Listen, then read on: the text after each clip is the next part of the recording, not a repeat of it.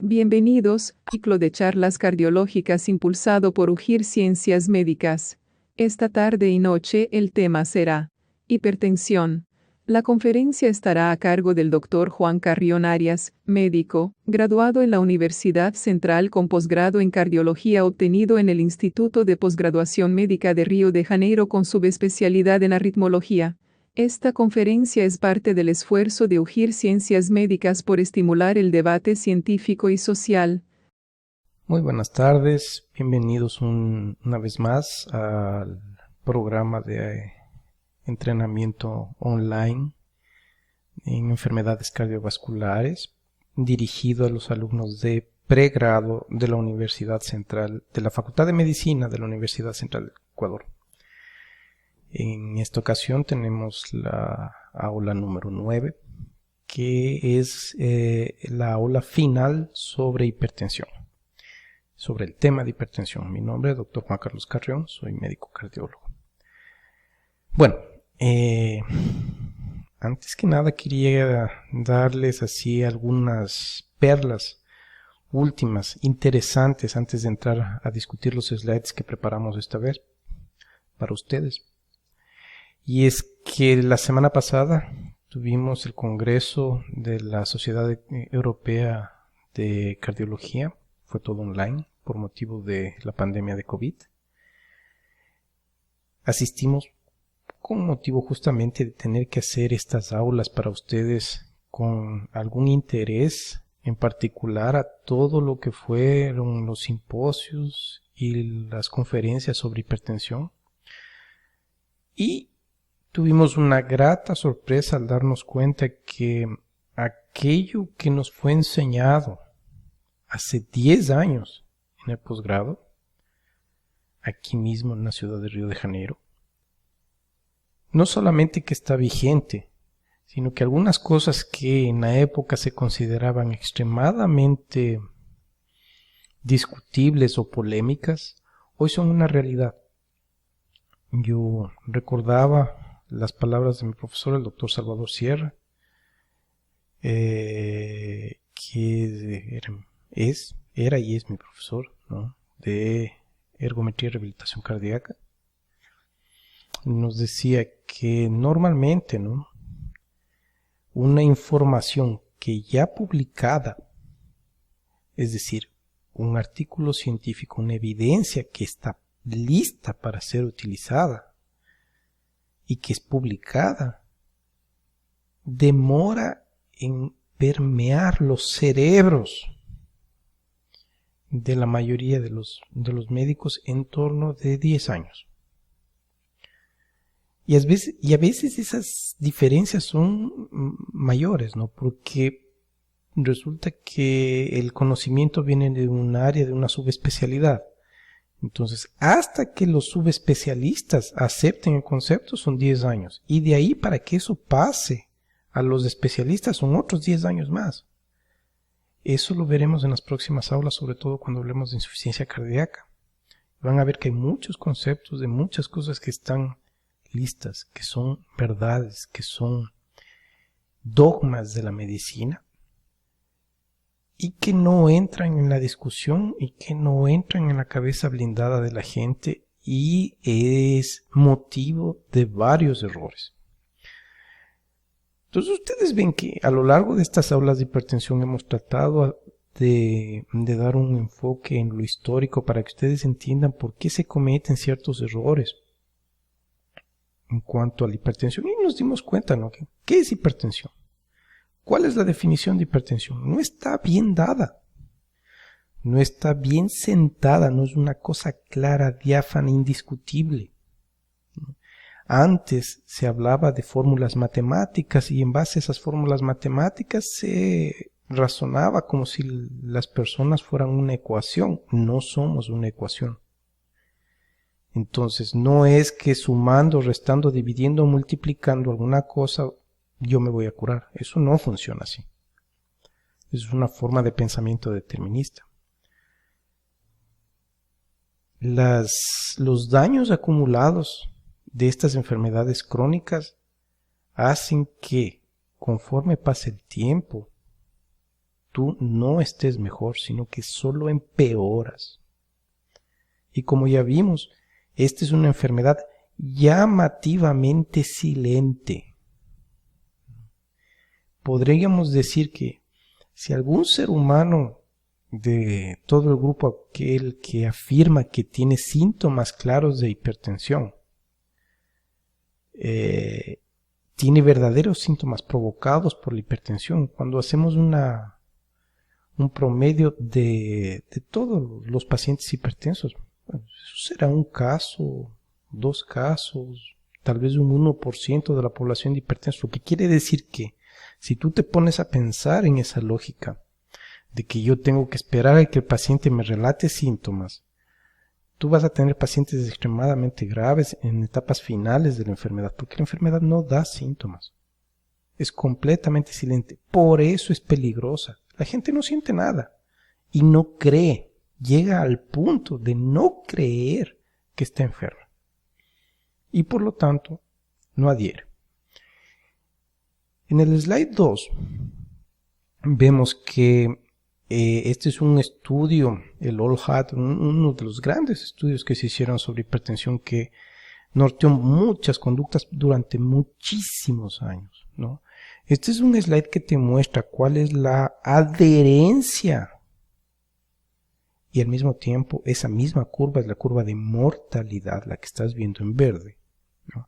Pero en este caso estás viendo la adherencia de los pacientes al tratamiento durante el estudio. Entonces tú ves que en azul al principio, en los primeros 6 meses había una alta adherencia. No era total, pero era una alta adherencia. Y a los 5 años, 6 años, tú ves que la adherencia es bajísima. Y ese es el problema en realidad de la hipertensión. La hipertensión es muy fácil de tratar. Tú le das el comprimido al paciente se abre la boca, se toma el comprimido y funciona. El remedio funciona. El problema es que la gente deja de tomar el remedio, para de ser adherente al remedio. Y entonces, como dijimos, como conversamos en clases pasadas, ¿no? Esto es como tener ahorros, ¿no? Si yo ahorré 6 meses, tengo muy poquito. No me alcanza para nada esos ahorros.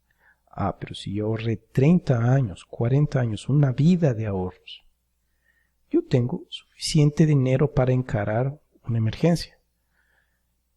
Si yo, con esa lógica de pensamiento ilustrativa, meramente ilustrativa, desde un punto de vista apenas docente para poder transmitir para ustedes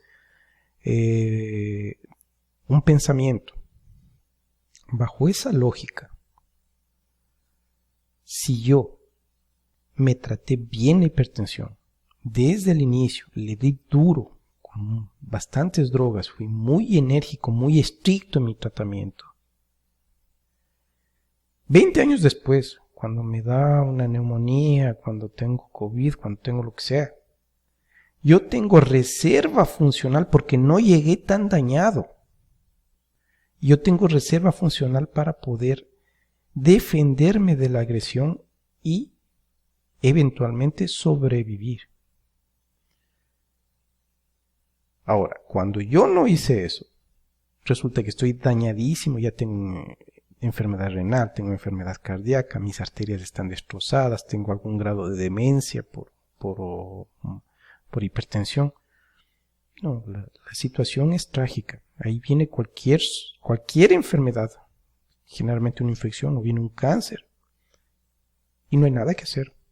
Ni siquiera hay cómo intentar, a veces ni siquiera hay cómo dar tratamiento porque un paciente no va a tolerar. ¿Ya?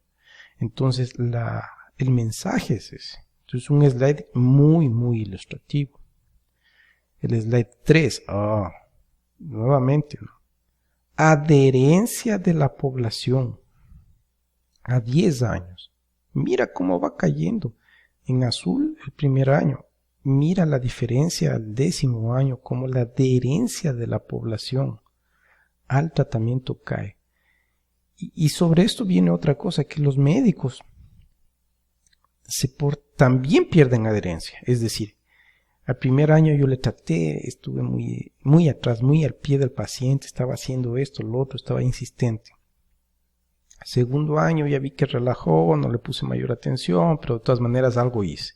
Tercer, cuarto año, ya no me importa mucho, ¿no? Verá, tomará, ya le dije, no, o sea, hágame caso, no haga esto, no haga lo otro. Entonces yo dejo de tomar acciones que potencialmente harán que mi paciente adhiera. Y yo sé que si él adhiere, su pronóstico cambia. El pronóstico de la enfermedad, el curso natural de la enfermedad va a cambiar. En el slide 4 tenemos un estudio muy bonito que fue hecho aquí en Brasil, el estudio Controlar. Este es una serie de estudios que se llaman de la vida real. ¿Qué quiere decir esto? Entonces, mientras los otros estudios eran experimentos en donde yo reclutaba pacientes y les sometía al rigor científico de un experimento, en este aquí yo simplemente fui haciendo una observación de lo que pasa en la vida real. Entonces, esto es un experimento en donde un estudio, no es un experimento, es un estudio observacional en realidad, no hay intervención, en donde se ve en los consultorios de cardiología qué es lo que pasa después de un año de tratamiento de los pacientes. En la época, la guía, ¿no? La directriz de hipertensión estratificaba a los pacientes en 4 grupos, ¿no? Hoy no existe más eso. Con esos grupos, eso A, B, C, D no existe más, esa clasificación no existe más. No te fijes en eso, fíjate en la primera columna. Y tú vas a ver que pacientes de la vida real, o sea, el paciente que está asistiendo al consultorio después de un año, solo alrededor de un 40-45% están tomando el remedio. Y hay varias causas. O el médico no le está indicando bien. El médico no fue claro, no transmitió, el médico recetó mal. En farmacia le dispensaron alguna otra cosa que no era, ¿sí? O el paciente por otros motivos o causas simplemente no está tomando el remedio. Y ese es el problema. Ese es el problema central en la hipertensión. Con un año de tratamiento estamos en absoluta falla del tratamiento.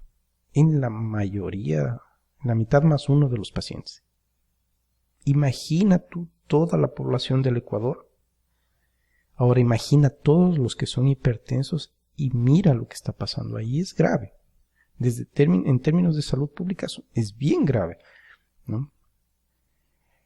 Aquí tenemos en el slide 5, ¿no? Unas cuentas que son extremadamente interesantes. Extremadamente interesantes. ¿Por qué? Porque en este caso estamos hablando de qué intervención yo puedo hacer para bajar el riesgo de yo llegar a tener un accidente cerebrovascular, ¿no? El slide está en portugués. Bueno, entonces se ensayaron varios tipos de intervenciones. Se midieron varias cosas: bajarle colesterol, controlar la fibrilación arterial, trabajar sobre las arterias carótidas, un montón de cosas, ¿ya? Pero mira el primer renglón en rojo: tratar la hipertensión. Ese solo hecho, tratarle bien la hipertensión, baja el riesgo relativo en 8 veces. Y si tú miras hacia abajo, ninguna otra intervención, ni remotamente, consiguen hacer lo mismo. ¿Y eso qué te quiere decir? Yo le estoy dando anticoagulante a mi paciente pues está con fibrilación atrial. Perfecto. Eso baja el riesgo entre 4 a 5 veces. Pero si tú no le controlaste la hipertensión bien, si no está bien tratada esa hipertensión, esa tu medida no sirve para nada.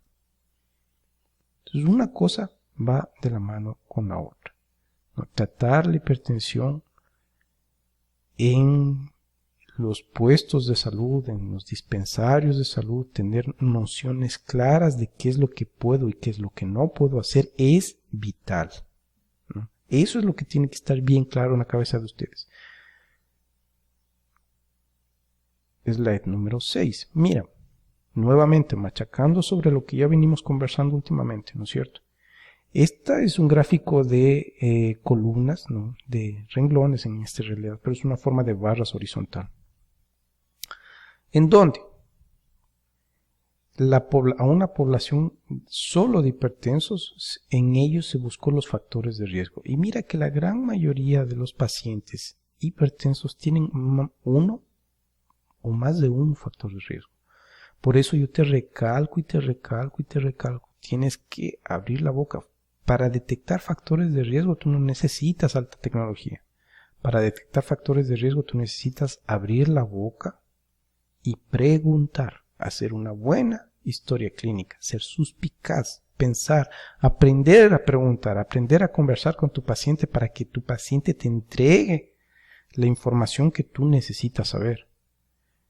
Entonces, esto es importante. Slide 7. Mira lo que pasa con la adhesión. Esto es un slide que mide en el tiempo. En la horizontal estamos viendo meses. Y en la vertical mortalidad. Entonces mira cuando no tienes en rojo adhesión al tratamiento. Mira la mortalidad cómo se dispara. Es horroroso el asunto. Tenemos que trabajar en adhesión. Nuestros pacientes tienen que tomar las pastillas. Eso quiere decir que si tú le dices a un paciente, vea, vaya y compre esto, este remedio, y tú sabes que no tiene para comprar, no va a tomar. No va a tomar. Tu receta, tu intervención es inútil. Tú ya sabes que es inútil. Entonces hay que tener una estrategia para esos pacientes. O sea, tienen que conseguir el remedio, tiene que ser un buen remedio, no puede ser cualquier cosa. Entonces llegamos al slide 8.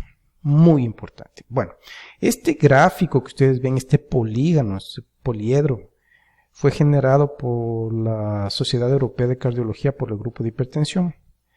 Entonces, ¿qué te quiere decir este poliedro?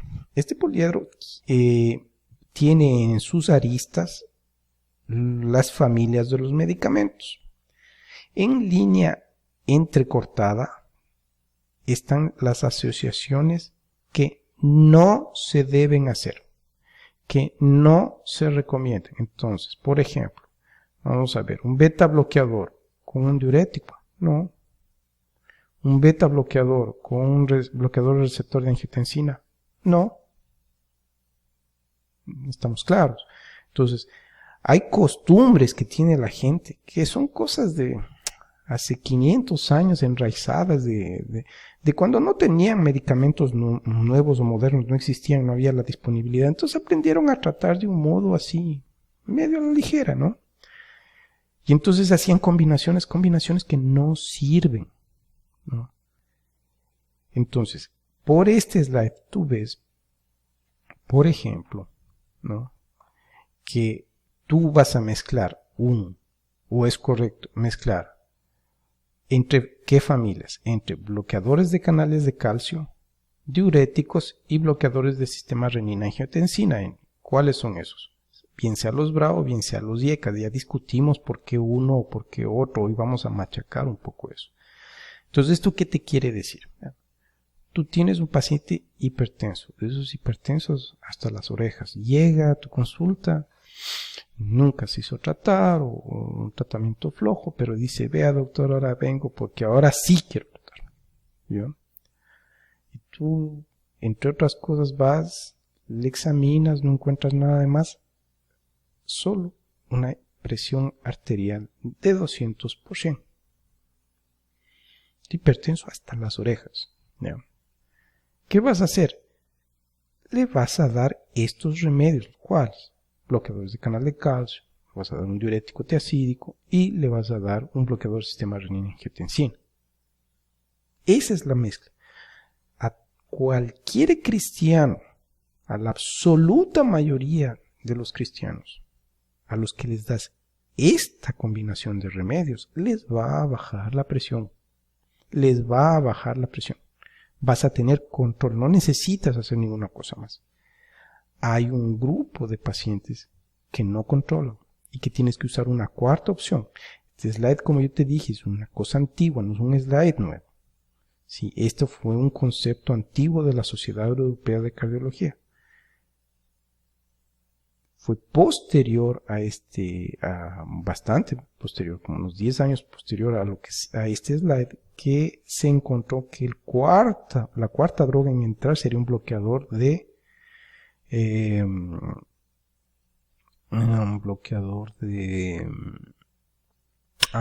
aldosterona, que es la espironolactona.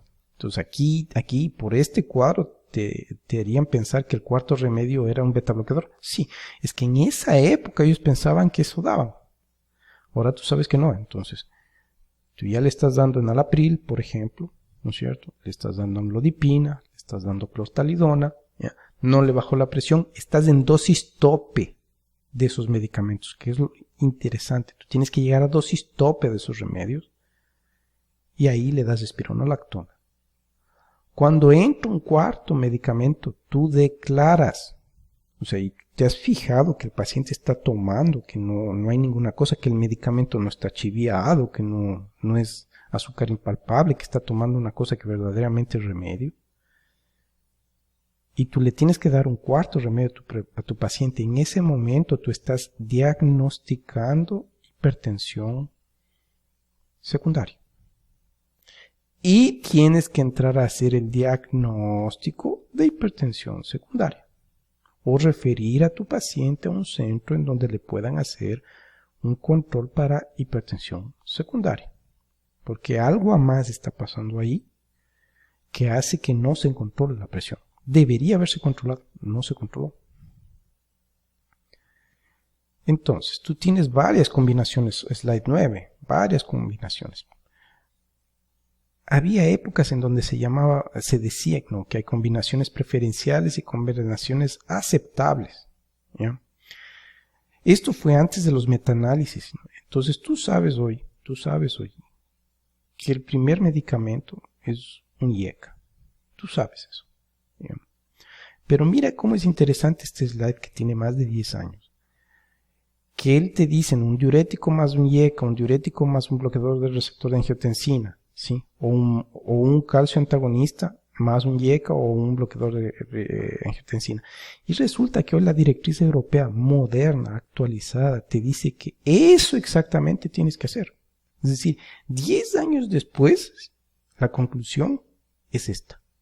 Esto que ya se decía, esto que ya se hablaba, de esto que ya había estudios hace 10 años, es lo que está vigente en la actual guía europea de manejo de la hipertensión. Es decir, si tú tienes un paciente que está hipertenso, con factores de riesgo, tú no le das monoterapia, tú le das terapia doble. ¿Ya? ¿Y cuándo uso pues los otros medicamentos? Porque yo he visto que les dan beta bloqueadores, yo he dicho que les dan alfa bloqueadores, están muy bien. ¿Cuándo? A ver, si tu paciente solo tiene hipertensión y factores de riesgo para hipertensión, tú le tratas, le corriges los factores de riesgo, cambio de estilo de vida, le haces bajar de peso. Si está dislipidémico, tienes que darle estatinas, ¿no es cierto? Si después de 6 meses no corrigió, tienes que darle estatinas. Si está diabético, tienes que darle tratamiento por la diabetes. Si tiene problemas de tiroides que son muy comunes en nuestra población, tienes que tratarle el hiper o el hipotiroidismo. Y aparte de eso, le das el tratamiento para la presión. ¿Cuándo usar betabloqueadores? Cuando además de... Yo ya tengo control de la presión, sí, pero además de, resulta que el paciente tiene un glaucoma, por ejemplo. Entonces necesito un colirio con betabloqueador. Va a usar un betabloqueador. O porque el paciente tiene, por ejemplo, era un hipertiroideo que hizo tormenta tiroidea. Yo tengo que darle propanolol porque es el medicamento con el cual se trata eso. Entonces le estoy dando un betabloqueador. O entonces, lo más común, el paciente tiene enfermedad isquémica coronaria, tiene arterioesclerosis en las arterias coronarias. Yo necesito bajar el consumo de oxígeno de ese músculo para que el paciente no se infarte. Entonces le doy un beta bloqueador. Ahí tú entiendes que el beta bloqueador no entra porque yo le quiero bajar la presión. No es mi intención bajarle la presión con el beta bloqueador. Mi intención es tratar otra enfermedad que tiene indicación de un uso de un beta bloqueador.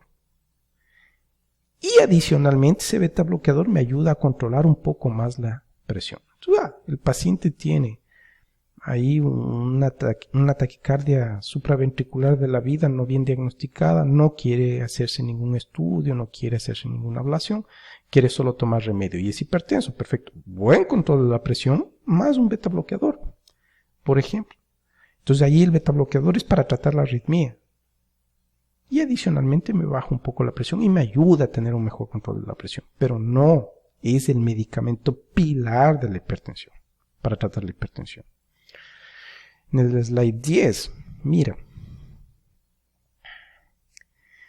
Este es un estudio que se hizo en pacientes que tomaron dosis doble o triple versus monoterapia de medicamentos. Y yo quiero hacer que mires en el primer renglón, presión arterial sistólica, ¿no?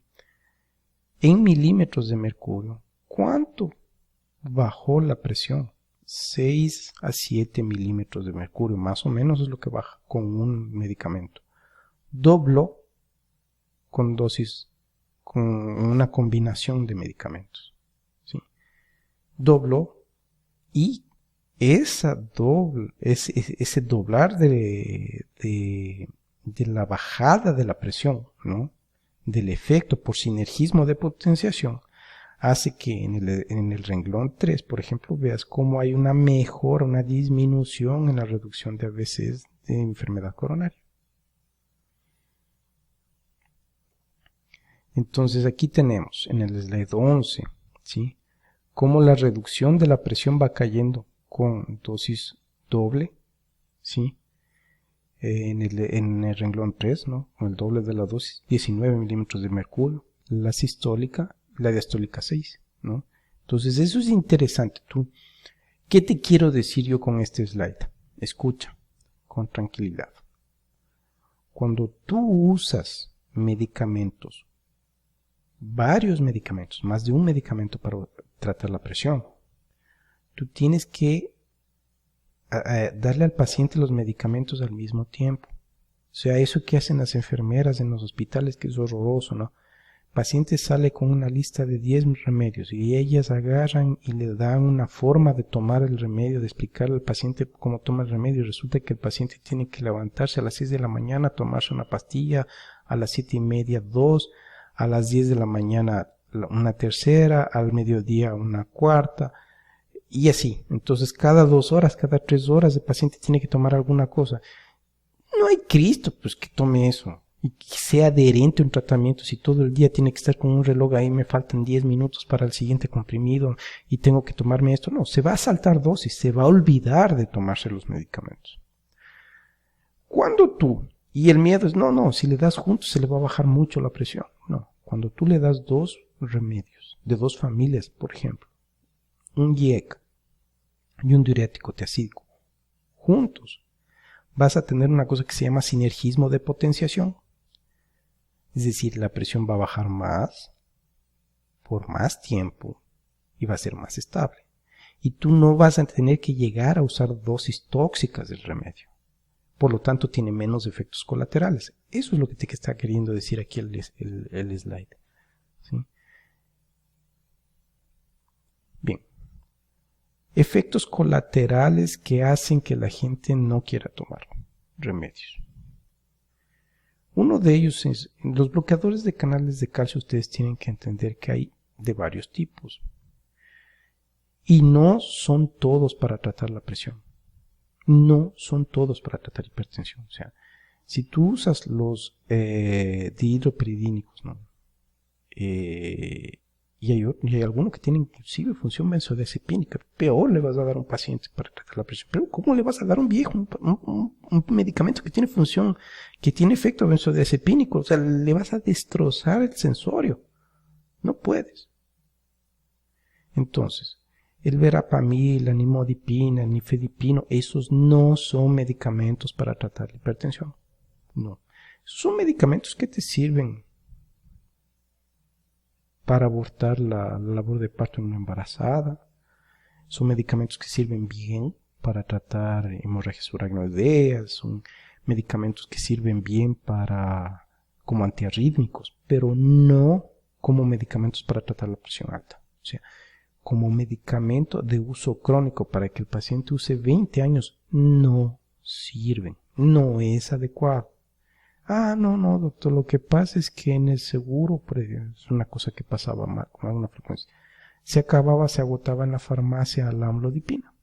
Entonces venían y me cambiaban por otro medicamento. Deme otro para no tener que ir a comprar, sino que cámbiame por otro que sea. No hay. No es la misma cosa. Teóricamente tú podrías hacer eso, vea, por estos 3 meses le voy a dar el Litiasen, ¿no? Porque no hay amlodipina, ya la próxima vez que usted venga yo le voy a descargar amlodipina.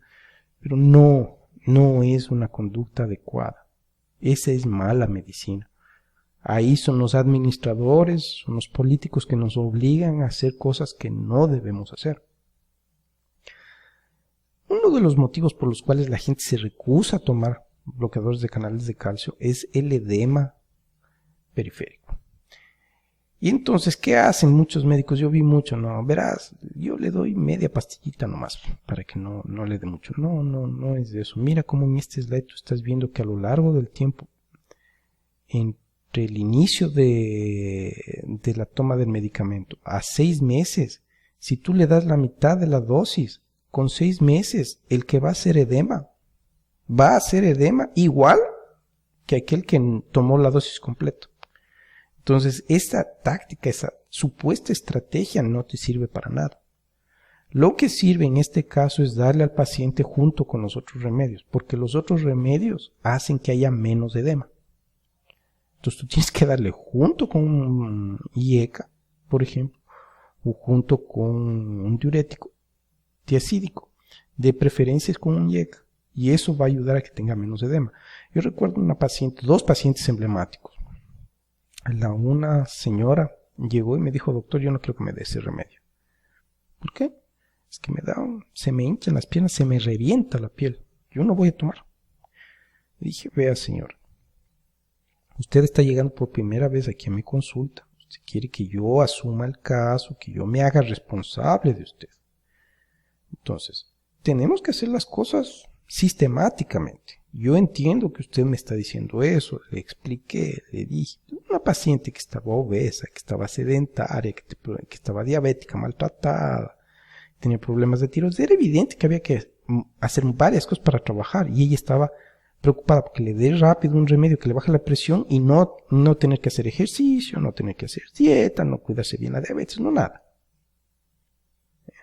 Entonces yo le expliqué que esas cosas no funcionan así, le di mi receta. Dentro de la receta iba un bloqueador de canal de calcio. 3 meses después regresa y me dice, doctor, ¿cómo le fue?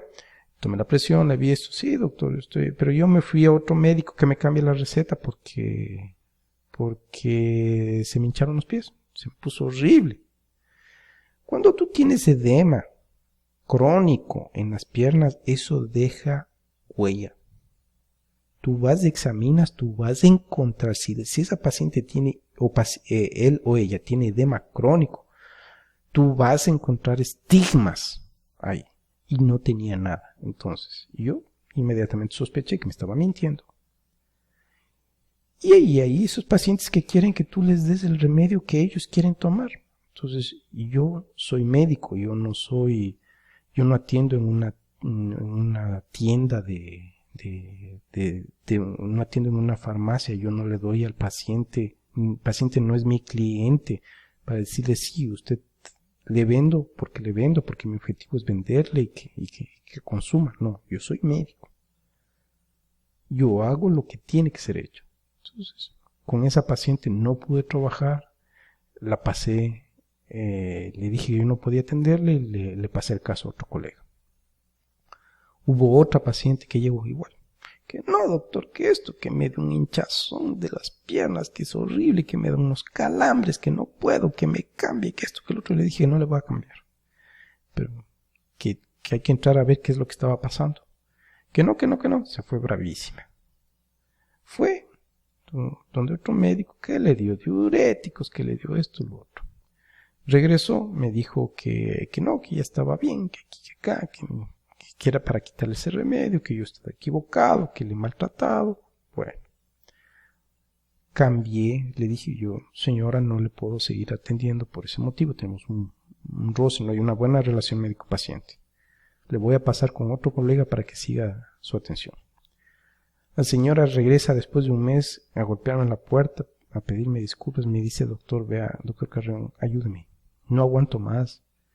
Esos calambres en la pierna me están matando y tengo la una pierna hinchada. Y claro, en la una pierna lo que tenía era una trombosis venosa profunda, crónica, que nadie le trató, que le metieron diuréticos, que hicieron lo que dijo el paciente y no lo que la medicina tiene que decir, ¿ya? Le tratamos ese asunto, le ingresamos, lo vimos ahí. Durante la internación nos dimos cuenta que los calambres que tenía, las descargas que tenía, eran neuropatía del diabético. ¿Qué tiene que ver la amlodipina con la neuropatía del diabético? Nada. Fue una coincidencia, porque la señora no estaba siguiendo orientaciones y fue mal. ¿No? Entonces, lo mismo que la tos con los IECAS. No, tengo tos, cámbienle. Le cambian por nada. No, hay que insistir. Este slide del número 3 es muy interesante. Miren que en el segundo renglón en rojo, tú estás comparando un grupo de pacientes que hicieron un IECA más amlodipina versus un grupo de pacientes que hizo IECA más hidroclorotiazida. Y es interesante por lo que yo te digo. El grupo de pacientes que hizo diurético, hubo una proporción de ellos que hicieron edema periférico por los remedios. Entonces, tú hasta no dices, le tienes miedo, le tienes pánico. No, beber hinchado es lo peor. Y escuché varias veces que me dicen, no, beber con los pies hinchados es horrible, es terrible, esto, lo otro, aquí.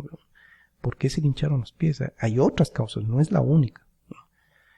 Yo por eso le doy solo diuréticos a mis pacientes. Bueno, sus pacientes con diuréticos, sin bloqueadores de canales de calcio, sus pacientes con diuréticos, hay una proporción nada despreciable de pacientes, 11%, que pueden hacer edema de periférico en uso de diurético tiazídico. Entonces, no inventes, ¿no? O sea, de los pies hinchados, si los pies no están bonitos, es feo, no es agradable, pero de eso no se va a morir. Y eventualmente vas a encontrar para ver cuál es la causa o vas a corregir, ¿ya? Pero de la presión alta sí se va a morir. Slide 14. Esto es una cosa muy interesante del año 2012. En realidad es un estudio de un brazo. Y bueno, doctor Carreón, dígame, pero yo no entiendo. A ver, ¿qué mismo le doy? ¿Le doy un diurético tiazídico o le doy un bloqueador de calcio? ¿Con cuál mismo empiezo? Verás. No hay una regla clara, nítida con respecto a eso. Una cosa que tienes que tener siempre en la cabeza es que, vamos, diuréticos tiazídicos. De la familia de los diuréticos tiazídicos, los estudios fueron hechos con clortalidona. No fueron hechos con hidroclorotiazida ni con indapamida. Y entonces, cuando tú vas a declarar a un paciente que está refractario al tratamiento, tú tienes que darle clortalidona. El paciente tiene que estar usando clortalidona en dosis tope, es decir, 50 miligramos al día. ¿Bien? La hidroclorotiazida en dosis de 12.5 no tiene efecto biológico. No tiene efecto biológico.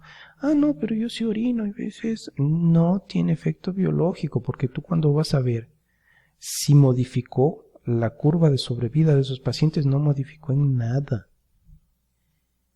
Entonces, si le vas a dar hidroclorotiazida, tienes que darle 25. Y si con 25 no estás controlando, no le das 50. Te cambias a clortalidona. 25 o 50. ¿Bien? Ahora bien, con los bloqueadores de canal de calcio, ¿qué pasa? Amlodipina, fenlodipina, no. Los no dehidropiridínicos. Bueno, tú no le puedes dar a un paciente que tiene insuficiencia cardíaca con fracción de eyección deprimida. No puedes, porque empeora, ¿no es cierto? Pero si ese paciente es isquémico, resulta que estos medicamentos, sobre todo la amlodipina, tiene un poder vasodilatador. Te ayuda un poco. ¿Ya? Es antianginoso. Entonces esa sería una indicación clínica. Ahora, si tu paciente no tiene ningún tipo de enfermedad, solo está hipertenso, ahora, ¿qué le doy? ¿Un diurético tiacídico o le doy un bloqueador de canal de calcio? Bueno, resulta que el estudio Accomplish, que fue uno de los grandes estudios, ese justamente fue un estudio de bloqueadores de canal de calcio. ¿Ya? Cuando hicieron un subanálisis de brazos se dieron cuenta que los pacientes que mejor respondían a la combinación de un IECA con bloqueador de canal de calcio eran aquellos pacientes que tenían un índice de masa corporal de hasta 25. Es decir, una persona que no tiene sobrepeso va a responder bien y sería la asociación más potente, un IECA más un bloqueador de canal de calcio. Cuando el paciente ya se pone obeso, y sobre todo obeso mórbido, la combinación más potente es un diurético tiacídico más un inhibidor de la enzima de conversión de angiotensina. ¿Sí? Entonces ahí la pregunta fue respondida. Pero si el paciente está muy hipertenso, tú vas a tener que entrar con 3 remedios. Entonces, esto solo aplica para pacientes que no están tan hipertensos y en donde solo tendrías que usar una combinación. Y ahí es o la una o la otra. ¿Cuál sería el divisor de aguas? Bueno, el paciente está obeso, el paciente está con sobrepeso, calculaste el índice de masa corporal, ¿sí? Calculé el índice de masa corporal, no está con sobrepeso, entonces un bloqueador de canal de calcio en teoría será la mejor opción. El paciente hace mucho edema, ya realmente intentaste, no encontraste ninguna causa, no es el deseo del paciente, ahí le das un diurético. ¿Sí? Pero hay motivos clínicos, yo te estoy haciendo ver que hay motivos clínicos, hay indicaciones claras para coger uno y coger otro. Slide 15. Este es una belleza de slide y es el último de esta presentación. Este es un estudio que se hizo, el estudio LIFE, que se hizo comparando un bloqueador receptor de angiotensina versus atenolol. ¿Ya? Entonces ustedes vean que las curvas de presión diastólica, media y sistólica en el brazo están igualitas. Es decir, yo obtuve control de la presión con atenolol y ese medicamento, ese beta bloqueador es equivalente en control de la presión a un BRA. Sí, perfecto, sí. Pero vamos a ver resultados, o sea, vamos a ver, tuvieron menos retinopatía, tuvieron menos daño renal, ¿qué fue? Los pacientes que tomaron beta bloqueador no bajaron en nada, cero efecto en lo que tiene que ver con accidente cerebrovascular y enfermedad renal. Cero efecto. Entonces tú puedes estar contento, le di esto, lo otro, la presión en el brazo está perfecto. La presión en el brazo está perfecto, quiere decir que las uñas de la mano le van a ser muy lindas y sanitas, pero el cerebro va a estar jodido. Los riñones se van a tronar y ese paciente se va a morir. Entonces tú no haces tratamiento de la hipertensión a base de beta bloqueadores. Una vez más, como yo les dije, ¿no? Cuando en mi posgrado me dijo, el doctor Couto me dijo, no, el día que te llamen y tú veas cuál es el motivo de la interconsulta, hipertensión, ponte a temblar, porque ese paciente lo vio el médico familiar, le vio el internista, le vio el emergenciólogo, le vio el intensivista, le vio el nefrólogo, geriatra, quién sabe algún otro médico, ninguno pudo. El paciente está hecho talco y ahí recién te llaman. Y es bien común eso. No es una cosa rara, es bien común. Ahí recién te llaman. Todo el mundo piensa que hace bien el manejo de hipertensión. Entonces, ¿qué hacer en ese caso? Dosis adecuadas, relación valle-pico adecuado, ¿sí? Familias de medicamentos adecuadas, combinaciones de medicamentos adecuadas. Y va escalando. Llegué a cuarto medicamento. Investiga causas secundarias de hipertensión. Metzija, estenosis de la arteria renal, investiga fibrodisplasia de la arteria renal, investiga si no es un problema endocrino, ¿no? Suprarrenales, tiroides, investiga si no tiene un tumor. Son varios, hay todo un algoritmo que tiene que ver ahí, investiga si no tiene coartación de aorta. Si no tiene coartación de aorta, realmente es una vergüenza. Ese diagnóstico realmente es una vergüenza, porque ese es un diagnóstico que sale con el examen físico. Entonces, a teoría, el momento que tú te llamaste, le fuiste a hacer el examen, la historia clínica y el examen físico, tú no necesitas ni siquiera exámenes de gabinete. Tú palpaste los pulsos femorales, los pulsos femorales son casi ausentes. El paciente tiene piernas pequeñas y tiene soplo atrás. No se te puede pasar una coartación de aorta. Entonces, teóricamente, ese es un diagnóstico que no debería pasarse, pero se pasa con alguna frecuencia. Encuentras eso ahí y resulta que el paciente tiene hipertensión por esos motivos, ¿ya? Y ahí tienes que resolver la enfermedad de base que está haciendo que la presión no esté bajo control. Cuando esa enfermedad de base está bajo control, tú vas a ver que esta mezcla de 3 familias de medicamentos va a ser eficiente y le va a bajar la presión a tu paciente y no necesitas hacer otra cosa. Un IECA, un bloqueador de canal de calcio y un diurético tiacídico. Un diurético tiacídico. La furosemida no es medicamento que baja la presión. Cuando yo ya tengo que usar furosemida, porque el paciente tiene una sobrecarga hídrica y yo no estoy consiguiendo manejar, es porque el paciente se quedó sin riñones. Sea porque tú no supiste manejar, o porque los médicos que estaban a cargo no supieron manejar y la hipertensión le dejó sin riñones, o porque tiene otra enfermedad que le dejó sin riñones. La furosemida no es un remedio que sirve para tratar hipertensión. Son los diuréticos tiacídicos. Bueno, llegamos al final de esta charla. Espero que les haya gustado. La próxima charla va a ser de un tema interesante que creo que ustedes van a disfrutar, ¿no? Vamos a hablar un poco de rehabilitación cardíaca, medicina deportiva, no cardiología deportiva, porque los conceptos que ahí son vertidos son básicos y de una utilidad inusitada. Considero que no sería responsable que ustedes no tengan por lo menos una hora de alguna aula alguna vez sobre el asunto. Entonces la próxima clase será sobre eso. Me despido. Buenas noches. Le agradecemos al Dr. Juan Carrión Arias por su aporte en esta conferencia. Les recordamos que todos los domingos estará disponible una nueva charla en nuestra página de Facebook y YouTube. Quienes conformamos la Unión de Juventudes de Izquierda Revolucionaria, les agradecemos su atención. Con la fuerza de los trabajadores romper las leyes de los explotadores.